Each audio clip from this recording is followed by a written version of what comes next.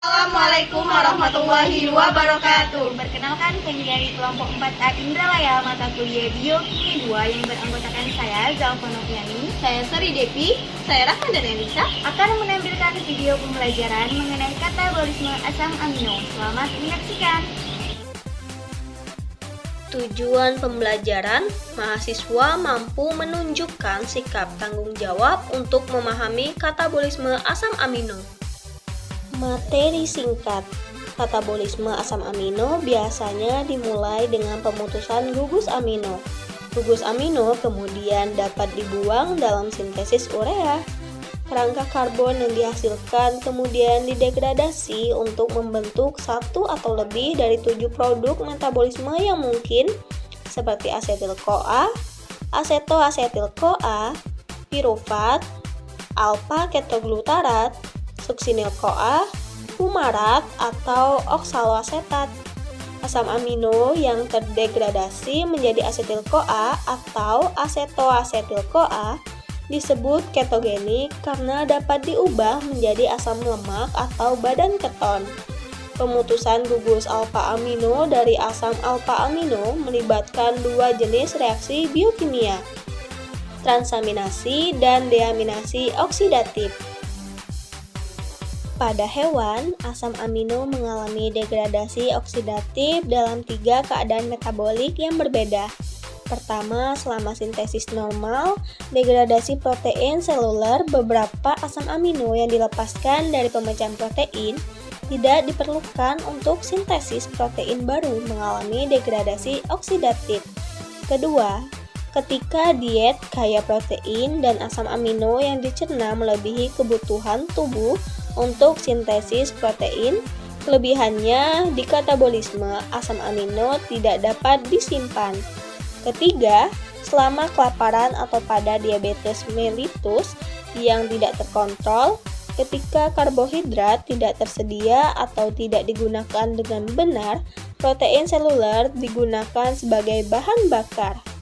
Asam alfa amino dapat dikelompokkan ke dalam kelas menurut produk akhirnya: asetil-CoA, asetoasetil-CoA, pirufat, dan beberapa zat antara siklus asam sitrat. Setiap kelompok dibahas secara singkat. Jalur degradasi utama untuk 20 asam alfa amino yang ditemukan dalam protein diuraikan sebagai berikut.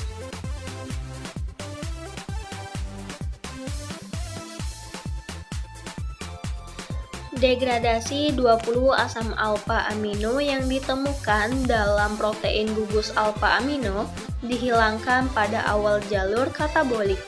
Kerangka karbon diubah menjadi zat antara metabolisme umum. Tanda bintang menandai asam amino dengan lebih dari satu jalur degradatif. Perhatikan bahwa beberapa asam amino dapat diklasifikasikan sebagai ketogenik atau glukogenik, tergantung pada jalur katabolik yang digunakan. Metabolisme asam alfa amino melalui jalur asetil-CoA. Secara keseluruhan, 10 asam alfa amino di katabolisme menghasilkan asetil-CoA. Yang pertama, alanin. Reaksi transaminasi reversibel yang melibatkan alanin dan pirufat merupakan komponen penting dari siklus glukosa alanin. Kedua, serin. Seperti yang sudah dijelaskan, serin diubah menjadi pirufat oleh enzim serin dehidratase yang membutuhkan piridoksal fosfat. Yang ketiga, glisin. Glisin dapat diubah menjadi serin oleh serin hidroksimetil transferase. 4. Sistein. Pada hewan, sistein diubah menjadi pirufat melalui beberapa jalur. Pada jalur utama, sistein dioksidasi menjadi sistein sulfinat. Pirufat kemudian diproduksi setelah transaminasi dan reaksi desulfurasi. Yang kelima, treonin. Dalam jalur degradatif utama, treonin dioksidasi oleh treonin dihidrogenase untuk membentuk alfa amino beta ketobutirat. Yang keenam, lisin dapat diubah menjadi alfa ketoadipat dalam serangkaian reaksi yang mencakup dua oksidasi, penghilangan gugus asam amino rantai samping, dan transaminasi.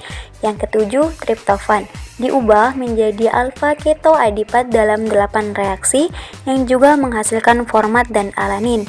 Yang kedelapan, tirosin Katabolisme tirosin dimulai dengan transaminasi dan dehidroksilasi.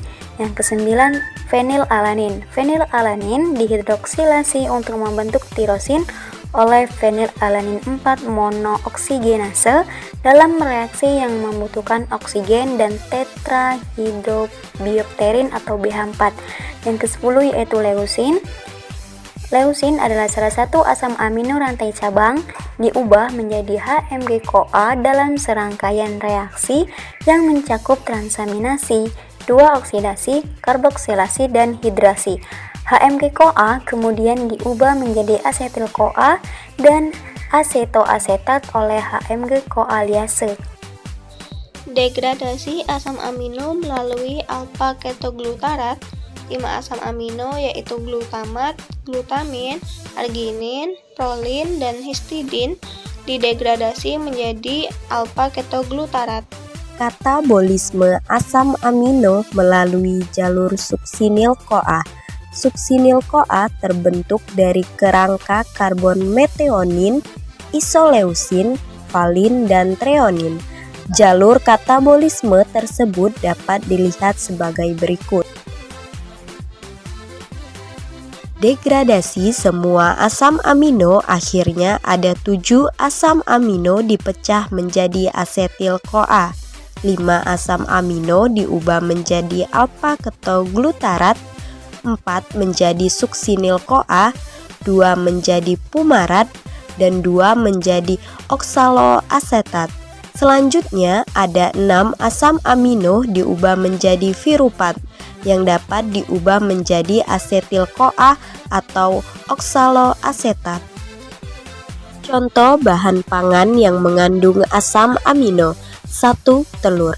Kandungan asam amino pada telur yaitu asam aspartat 0,87%, treonin 0,30%, serin 0,48%, asam glutamat 1,05%, glisin 0,27%, alanin 0,47%, valin 0,27%, metionin 0,12%, fenilalanin 0,40%, lisin 0,42%, histidin 0,14%, arginin 0,47%, dan prolin 0,28%. 2. Daging ayam. Kandungan asam amino pada daging ayam yaitu arginin 6,7%, sistin 1,8%, histidin 2,0%, isoleusin 4,1%, leusin 6,6%, lisin 7,5%, metionin 1,8%, fenilalanin 4,0%, treonin 4,0%, triptopan 0,8%, tirosin 2,5%, dan valin 6,7%. Kesimpulan, katabolisme asam amino dimulai dengan pemutusan gugus amino, diikuti oleh sintesis urea. Didegradasi dapat menghasilkan 1 atau lebih dari 7 produk metabolisme, termasuk asetil-CoA, asetoasetil-CoA, virupat, alpha-ketoglutarat, suksinil-CoA, pumarat, dan oksaloasetat. Asam amino yang terdegradasi menjadi asetil-CoA atau asetoasetil-CoA disebut ketogenik karena dapat menjadi asam lemak atau badan keton. Video pembelajaran yang dapat kami tampilkan semoga bermanfaat. Terima kasih, kami akhiri. Wassalamualaikum warahmatullahi wabarakatuh.